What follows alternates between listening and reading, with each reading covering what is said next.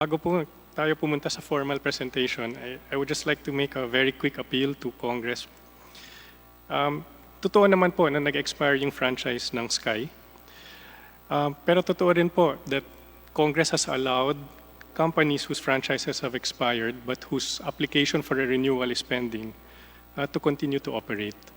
In fact, in the very first hearing of the Franchise Committee, yan din po yung hiningi niyo sa NTC, the permission to allow ABS to continue to operate even after its franchise had expired.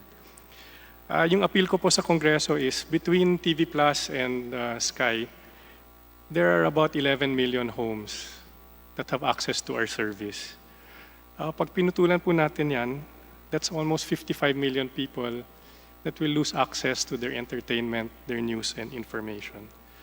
So sana po, ang appeal po namin sa Kongreso is in the spirit of fairness, please consider that you have allowed other companies to operate before, even after their franchises have expired, for so long as Congress continues to hear their application for a renewal.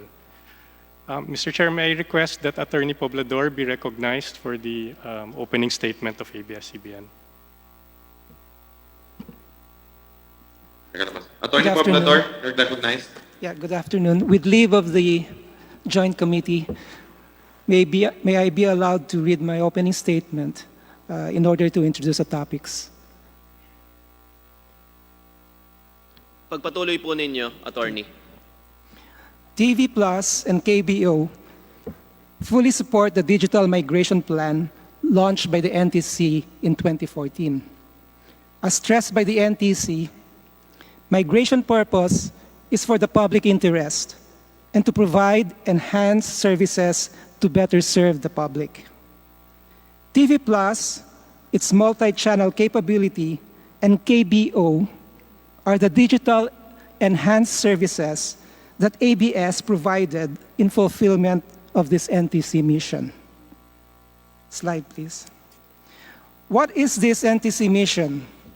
In 2014, NTC commanded through Memorandum Circular 07-12-2014, or the IRR, that TV broadcasters shift from analog to digital technology for their TV transmission. In short, they have to digitize their signals. And they have to do this following the steps in the migration plan issued by the DICT. In the Memorandum Circular and the migration plan, digital transmission begins on January 1, 2015, and analog switch off is set on December 31, 2023. These are the provisions in that IRR. That there is mandatory shut-off is provided in section 1.11 of this IRR. And I read, the date in the approved migration plan for the mandatory termination of all analog television services in the Philippines. The shut-off is mandatory. There is also section 5.7, which speaks again of the mandatory shut-off of analog transmission. Section 1.12 speaks of a digital switch on. And what is that? It is the date of effectivity of the Memorandum Circular, which is January 1, 2015. What will happen on this digital switch on, or the DSO? TV broadcasting can begin offering DTTV services. So, Section 2.2 of this MC expressly provides the following. The provision of DTTV services shall be allowed upon effectivity of this IRR.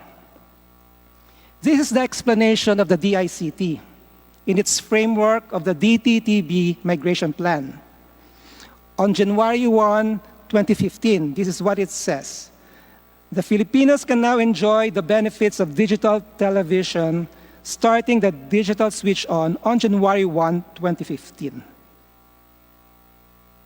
So, what will happen therefore on this DSO? They can now begin to offer digital services. Slide 3, please. So what are these digital services that can be offered starting January 1, 2015? They are the following: multiple SDTV or HDTV channels, clear picture and sound. This is found in section 1.1 of the IRR, an integrated emergency warning broadcast able to reach fixed, mobile, or handheld terminals. This is found in section 1.2 of the IRR. Included are other services as may become available in the future. This is provided in section 1.5. New programs in addition to the analog legacy program are also encouraged. This is found in section 2.4.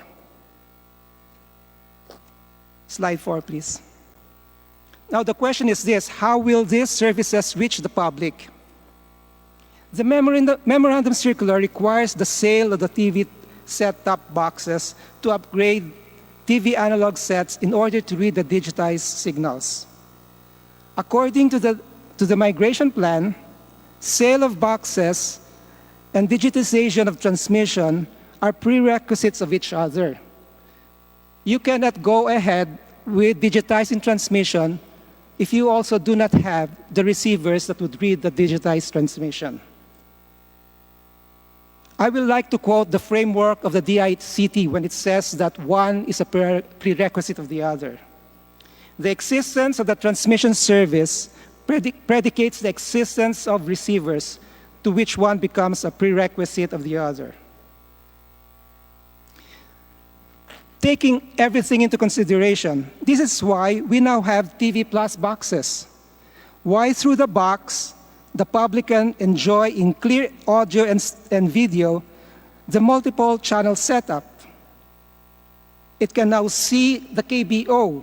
The KBO is simply content involving reruns of recent movies known as box office hits of ABS, which is made available as streamed content for mobile or as streamed content on online platform, and yes, as content broadcasted on TV analog sets using the TV Plus box.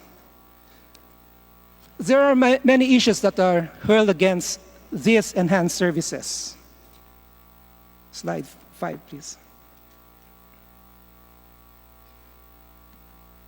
The first is the allegation that using multiple channels is a violation of the franchise. Let's go back to RA 7966 of the franchise. It does not state that a franchise is only good for one channel. It does not say that at all. In fact, the word channel and the word multiple, they don't occur in any provisions of this franchise. On the contrary, multiple channel simply follows the migration plan of the NTC.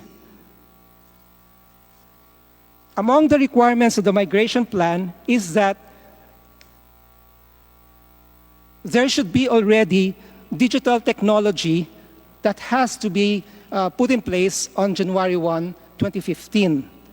And the definition of digital technology is simply this: technology intended to provide a greater number of SDTV or HDTV channels. Section 2.4 even states the provision of new programs are also encouraged.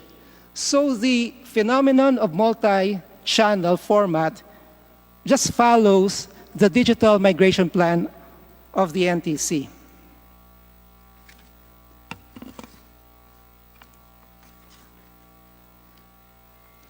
Slide 6, please. Maybe the question is, does the offering of a multi-channel format requires a permit before it can be undertaken? The answer is simply no, because you will only have to go back again to the Memorandum Circular 2014. It is, the MC is considered as an implementing rule. And under general principles of administrative law, implementing rules have the binding effect of laws, so it has to be followed. And this IRR precisely provides for the steps to be taken for the migration. What is that step? The step is that upon DSO, or digital switch on, we can already provide the multiple channels. And all it needs is a filing of a manifestation before the NTC. The manifestation is simply to the effect that the frequency that they are currently using will now be provisioned with digital technology. There is no new issuance of a PA. Slide 7, please.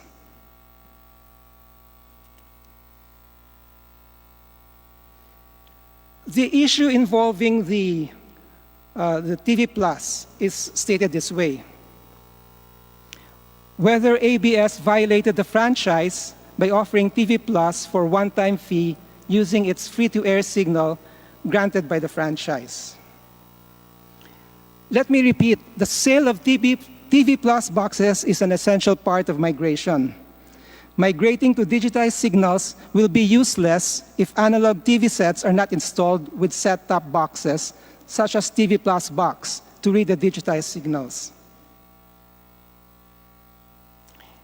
Again, I quote the framework of the DICT. It says, the existence of the transmission service predicates the existence of the receivers, to which one becomes a prerequisite of the other.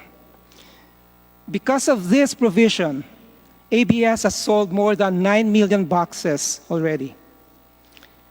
And in selling the boxes, ABS always comply with the rules governing the sale of the boxes.